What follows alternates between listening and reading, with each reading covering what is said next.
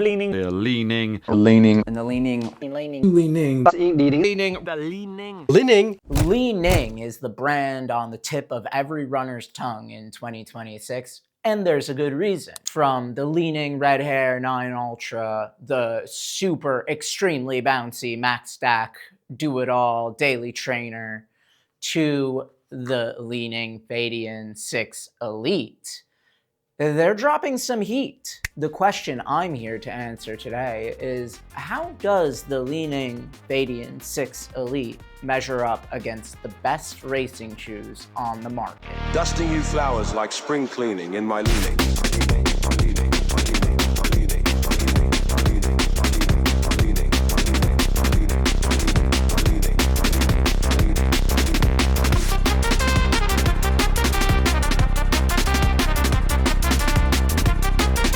Here we are with the Li-Ning Feidian 6 Elite, and first, we're gonna go over some specs and materials. As with a lot of Chinese running shoes, there is not a lot of very specific information about stack height and drop. I could only gather so much that it is race legal, so it must be around 40 in the heel, and it feels like it's probably between a 6 and an 8 millimeter drop, though this Super Boom unit is very dynamic and it doesn't lend itself towards getting a good read on what the drop actually is.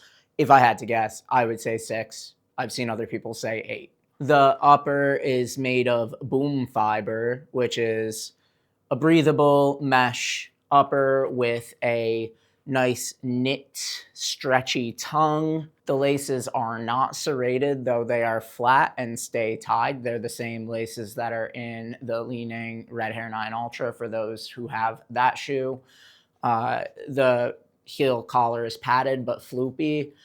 There's no rigid plastic piece back here. The fun part, the midsole, is a very large Super Boom capsule unit with Super Boom foam inside, and then a layer of Super Boom foam on the bottom.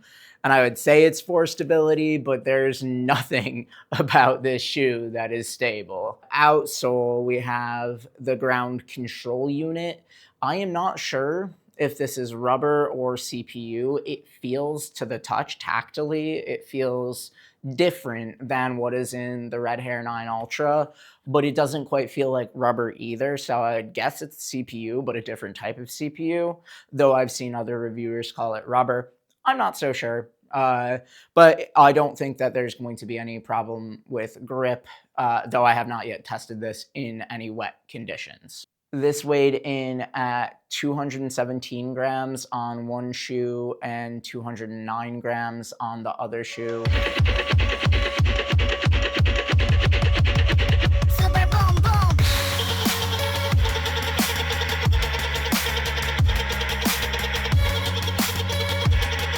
I went about testing the Li-Ning Feidian 6 Elite in a different way than I have reviewed other shoes on this channel. I wanted to get a few different runs on this shoe before reviewing it. So this is not a first run review, this is a full review with 3 runs. And I'm going to right now take you through each of the runs, give a little bit of a summary, and then we'll progress with the rest of the sections as usual.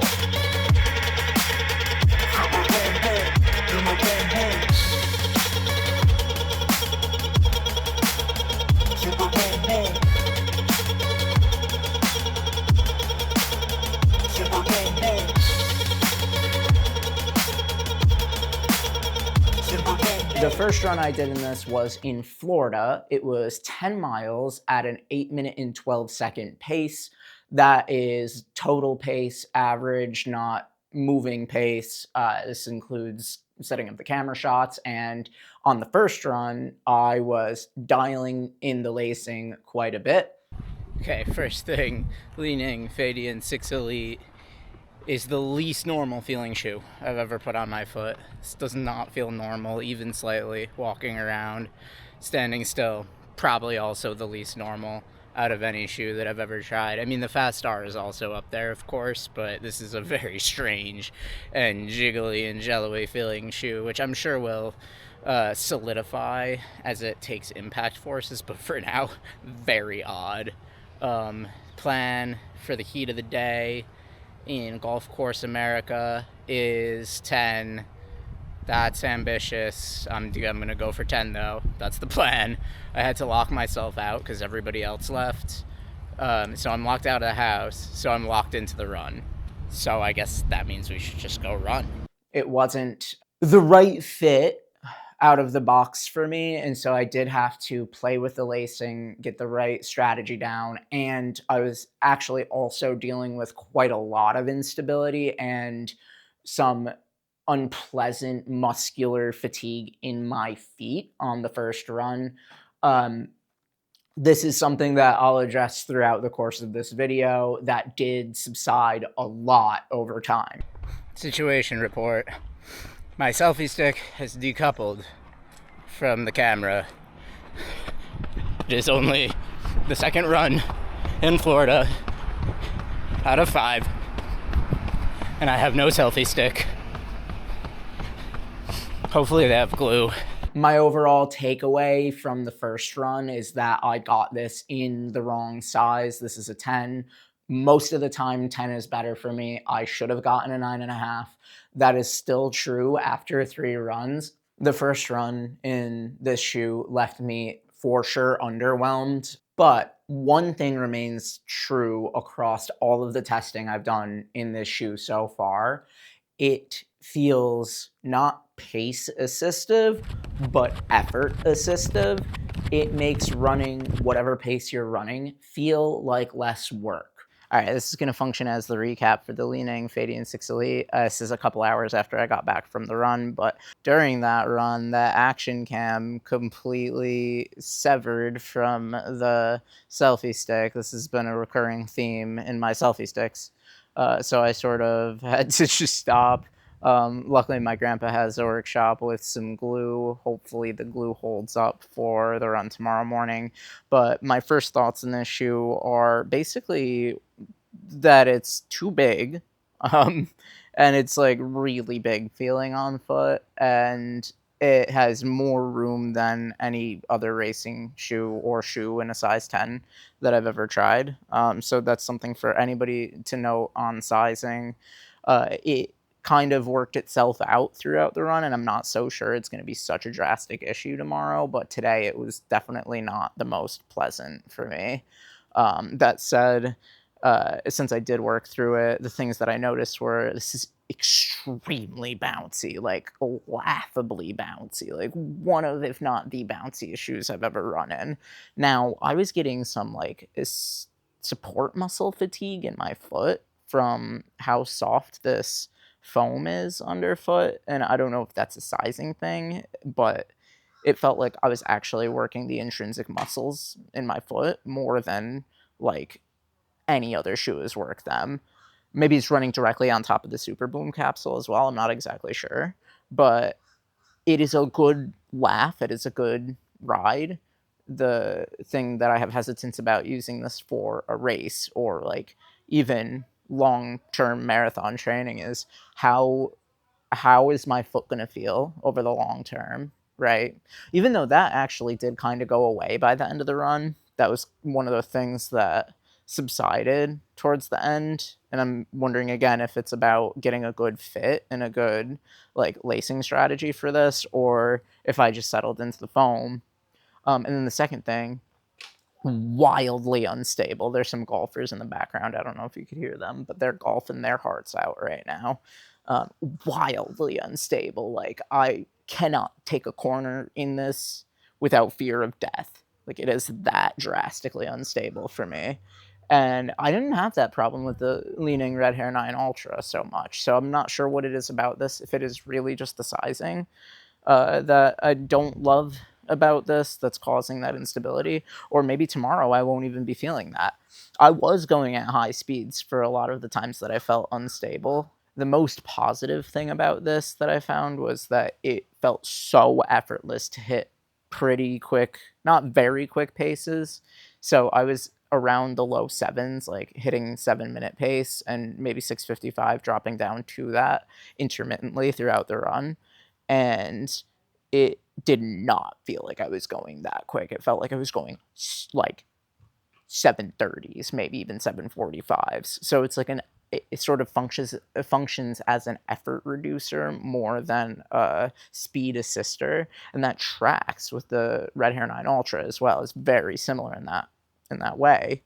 But once I tried to floor it down to 6:40 and 6:20 even, which is my target marathon pace, it didn't feel as natural. The caveat to that, of course, there's always an excuse, is that it was 86 degrees and I'm in Florida and it was completely cloudless in the sky and there were headwinds. So like, I don't know what to tell you. More testing required. That's why I decided to do this review as a multi-part review and give you a more polished product. So see you tomorrow.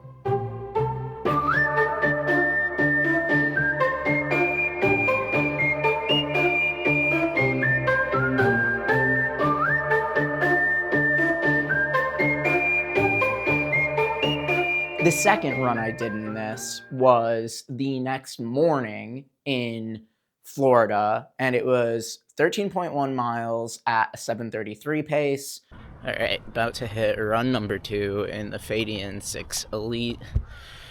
And it's a gorgeous, gorgeous morning. This is why people move to Florida. It is paradise here, full-blown tropical paradise. The birds chirping, the air is cool. It will be hot very soon, hence why I'm out at 7:20. It's going to be an adjustment coming back to Rochester after this and shifting my schedule around, but for now, it's vacation. Let's get some mileage. I was feeling a lot more confident in it during this run. The pace is reflective of the fact that I also immediately upon stepping out the door broke my selfie stick, so was able to get far less footage on the second run in this shoe, so it wasn't that I was going that much drastically faster.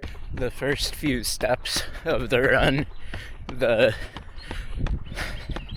selfie stick broke again. Broke yesterday, and it broke again just now. I mean, it's been glued together so many times that obviously there's no expectation of it working long term, but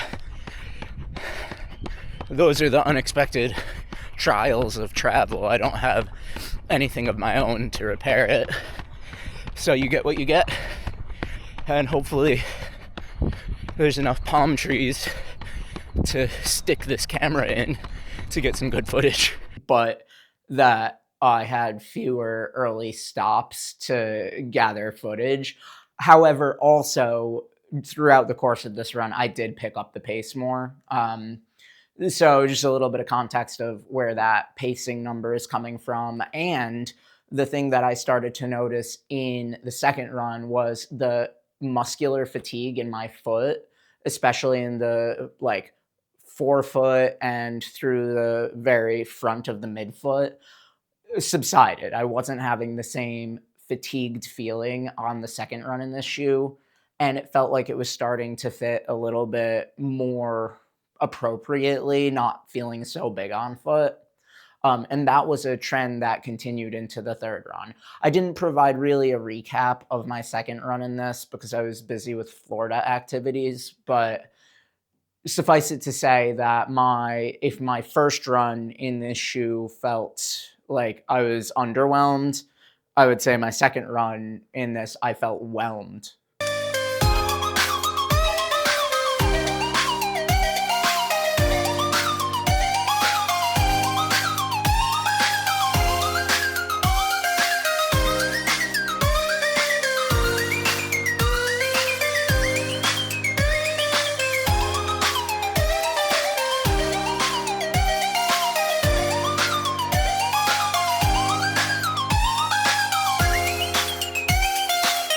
Continuing the trend forward into the third run in the Feidian 6 Elite. do a quick recap. 13.3, 707 pace.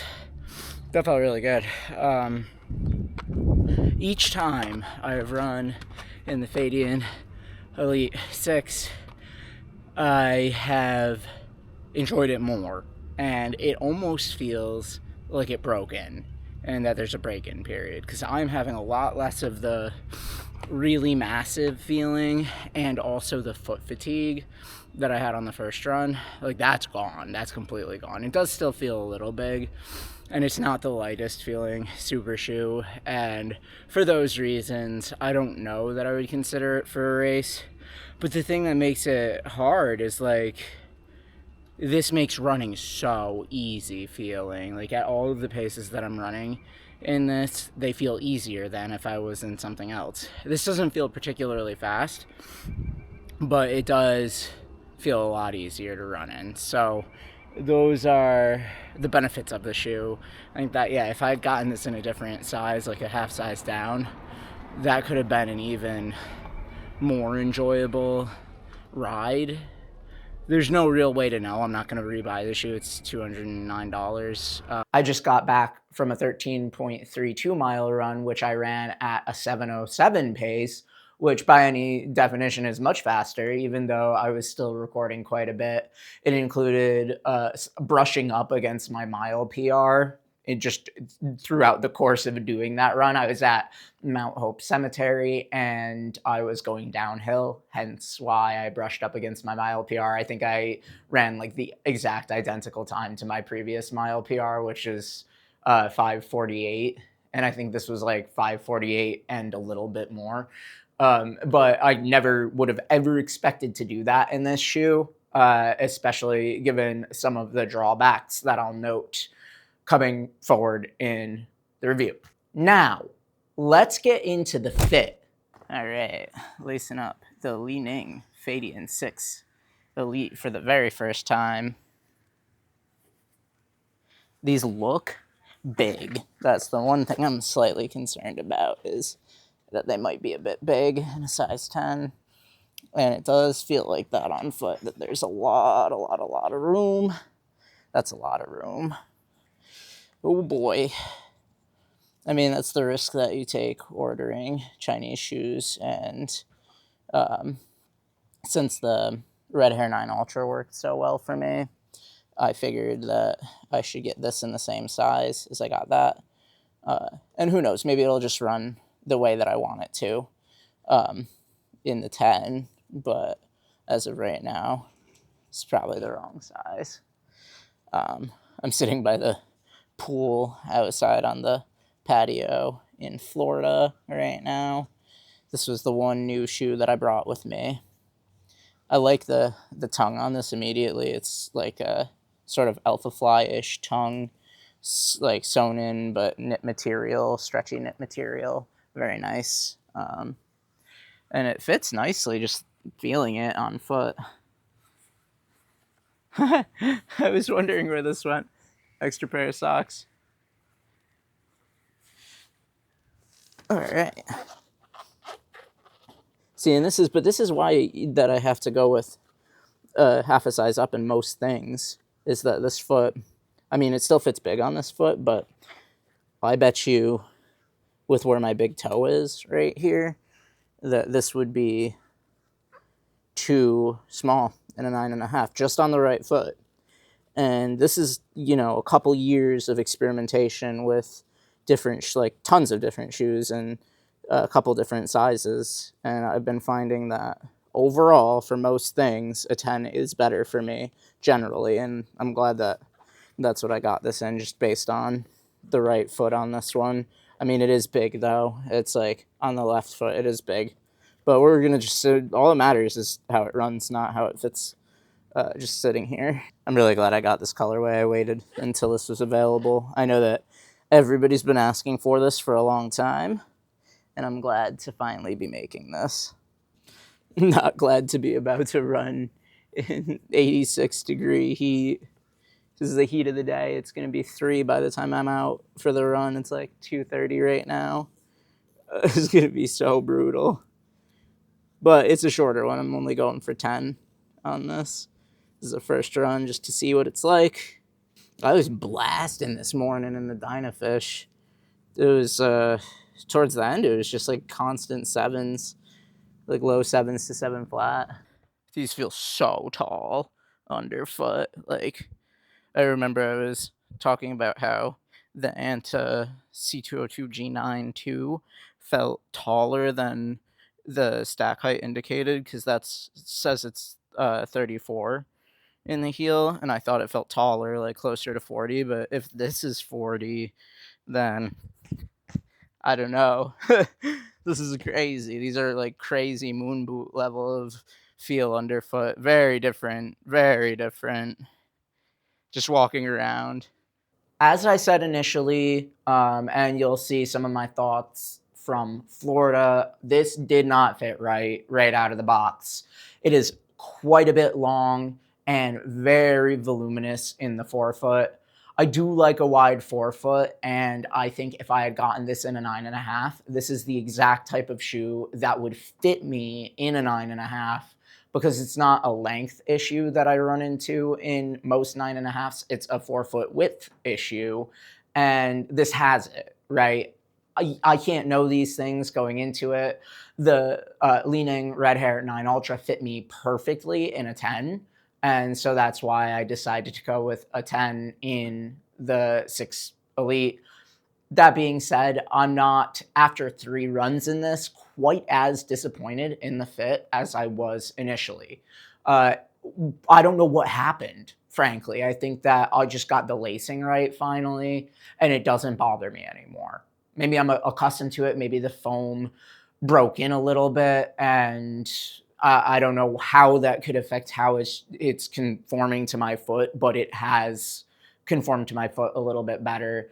It is a little sloppy though. There is bunching on the eyelet chain, on the front of the eyelet chain, where the tongue, the really stretchy tongue, is grouped together by the laces when I have it laced tightly.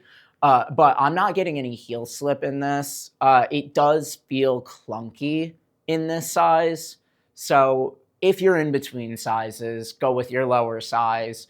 But if you wear whatever size you wear in every shoe and that works for you, wear that size. Just know that I'm in between sizes and I should have gone with my smaller one.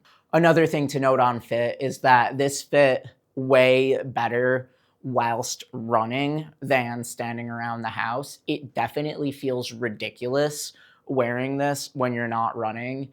It feels much taller than 40. Frankly, this feels on my foot even taller than the Red Hair 9 Ultra, which is a taller shoe than this. So it's something to do with, I believe, the size of the Super Boom capsule and just how jiggly and like earthquakey feeling each step could feel when you're standing still or walking. And this, to me, is corroborated by how I felt on each of the 3 runs that I took this on. The slowest run that I took this on, the slowest average pace run, the first run I took this on, it felt the worst. The second run felt the second best, and today it felt the best. So if that gives you any indication, perhaps pace plays a role in the stability level in this shoe. And it certainly mitigates the feeling of the shoe being big on my foot when I'm moving quickly. The moment we've all been waiting for, the ride. This rides like a very crazy psycho bull. It is so bouncy, so rickety, so rambunctious, explosive. There's very vertical feeling. It's like you're just lifting off the ground and sort of hovering there for a minute between steps. And I think that this, as far as any shoe has ever felt like a stride versus cadence shoe to me, this one feels like a stride shoe. I don't know. I don't have the data to corroborate this because my cadence generally, there's just too much variance between the amount of camera shots that I'm setting up on any given run. And, you know, I can't say based on my own data that this is rewarding a longer stride length, but it felt like it was rewarding a longer stride length because every step that I took, it felt like the air was lifting me up further through my stride, and I was just sort of hovering there for a moment longer than I normally would, which is a great, fantastic feeling.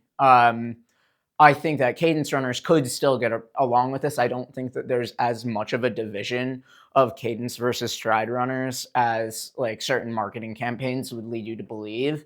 But I do think that in this shoe, in this case, I kind of understand that there could be a differentiation between the two for biomechanics. It's very soft. This is the good thing and the bad thing, right? This is going to be a point of departure for some people. I think it's probably going to be too soft for me to race in.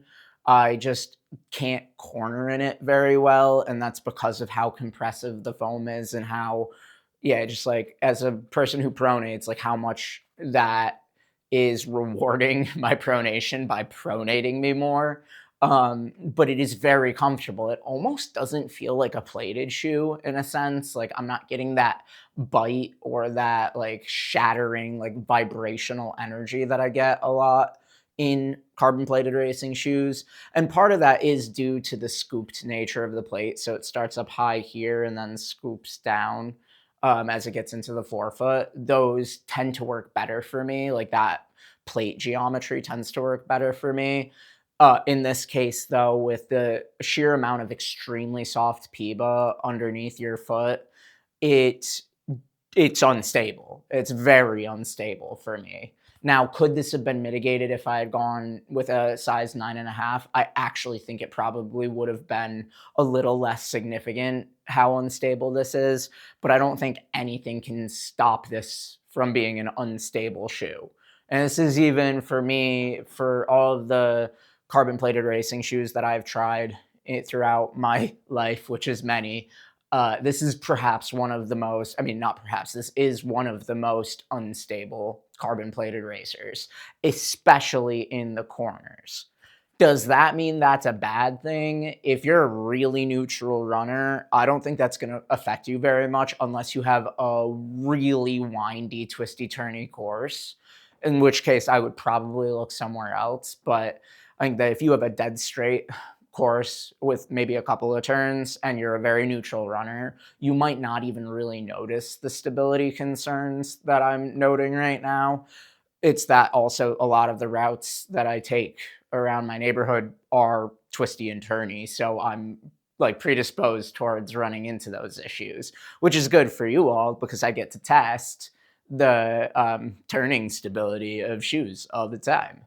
How I would categorize this as a vehicle would be, it would not be a motorcycle shoe, it would not be a car shoe, it would be a freight train shoe for sure, although one of the faster freight train shoes. For me, this felt faster than the Nike Alpha Fly 3 and faster than the Hoka Cielo X1. So in summary, the ride, it is soft, one of the bounciest shoes ever made, uh, somewhat forgiving, very good in a straight line, not at all stable, and those are probably the biggest salient points of the ride. I want to go through some comps for the Li-Ning Feidian 6 Elite. It's really hard to do that. There's no shoe that's particularly comparable to this on a sensation perspective. The only thing that even, floats adjacently to the Li-Ning is the Adios Pro 4 from Adidas. And I'm only really giving that as an example because of the softness of the midsole. I think that that's like the closest in terms of softness to this shoe, but the ride sensation and characteristic is very different. The upper is very different. Everything is very different. They're also somewhat similar on weight. I think that the Feidian 6 Elite feels maybe even a little heavier than its weight indicates, but I believe also that might be down to the fit and me having this in a 10 when I should have gone with a 9.5.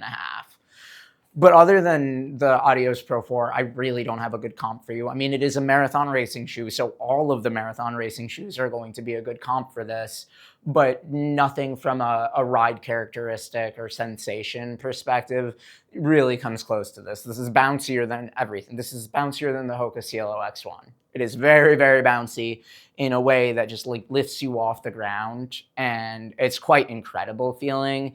And if you've run in the Li-Ning Red Hair 9 Ultra, it's like that with a plate and perhaps even a little bouncier, but also a lot more unstable for me.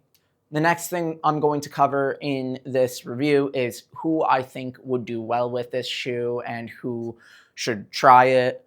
There's a few people that I think could really get along with this. First of all, really neutral runners with very strong mechanics.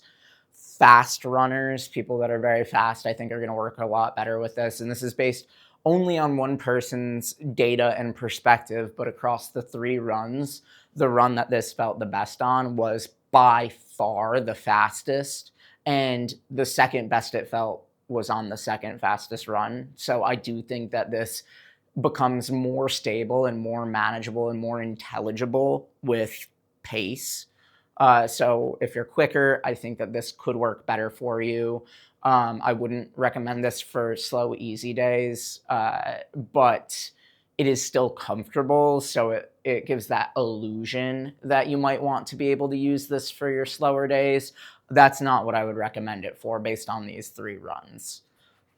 That said, that's not the only criteria for somebody to be interested in purchasing this. If you're budget conscious and you want to try a super shoe, and you've had super shoes in the past, because this is not a first timer's super shoe, it would be insane to put this on as your first super shoe, in my opinion. But I mean, I'm not going to say that you shouldn't do that. It's just you would be very confused if this was your first carbon plated racing shoe. You would probably roll an ankle, to be honest. But people that are budget conscious, this is $209 at most times. Sometimes there's a coupon, sometimes it's less than that. And that's on Amazon. You could probably shave a couple bucks off of that if you learn how to use Taobao. I actually just ordered this from Amazon because I had a cart full of other debris that I needed to buy. So I was like, all right, I'll buy it. I'll do it. I'll do the shoe. Everybody's been asking for it. So that's another type of person that'd be interested in it. If you have a lot of carbon already, and you want to try something that you've never tried before, that's really who I would recommend this for. I don't think most people are going to love racing in this. I could be wrong. Maybe it's me uniquely that didn't get along with it from a stability perspective due to my tendency towards pronation that would preclude me from using this in a race. But it doesn't mean it's not fast, and it doesn't mean it's not race ready. It's that I think I would be more confident in other shoes than this going into a race. I do want to take this for a long run. I still haven't done a long run. The furthest I've gone was today, which was 13.3. Probably want to take this over 20 to get a better idea of how it fares over a longer distance. I'm sure it's going to feel really nice for that because it feels fantastic. There are just some eliminating criteria with this shoe.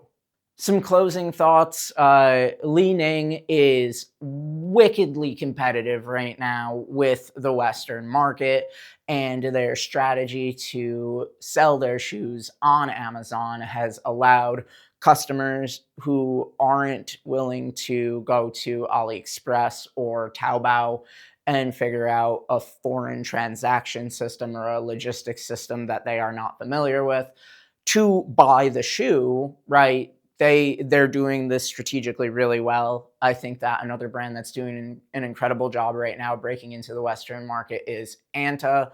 Anta is probably Li-Ning's biggest competitor in China. In fact, I believe Anta is actually a bigger company than Li-Ning in China. Anta owns a portion of Puma and a couple other brands in the Western market. And X-Step is another of these big competitive Chinese racing companies. They own a portion of Merrell and Saucony. And I'm not sure what brands Li-Ning owns that aren't just Li-Ning. If anybody knows, please leave a comment so I could pin that and keep everybody informed. But those are the probably 3 biggest Chinese running shoe, specialty running shoe products and brands right now. And I think Li-Ning has done the best job of breaking into the Western market because of their Amazon connection. Anta has a US website, which I think is going to help people integrate with them as well. But one thing is clear. This is the year 2026 is the year of the Chinese running shoe hitting the Western market. This is all anybody's been talking about in specialty running, niche running shoe products for the last 6 months. And I don't see it slowing down, especially when these larger Western brands are taking a very long time to release their new racing models and are dropping disappointing daily trainers regularly. Only time will tell where the market is going. But as of right now, it is competitive products like this that, though they might have their drawbacks and flaws, are bringing innovation and excitement to a somewhat stagnating market. And Nike and Adidas better watch out. Thank you all very much for your attention on the Li-Ning Feidian 6 Elite. And as always, stay in motion.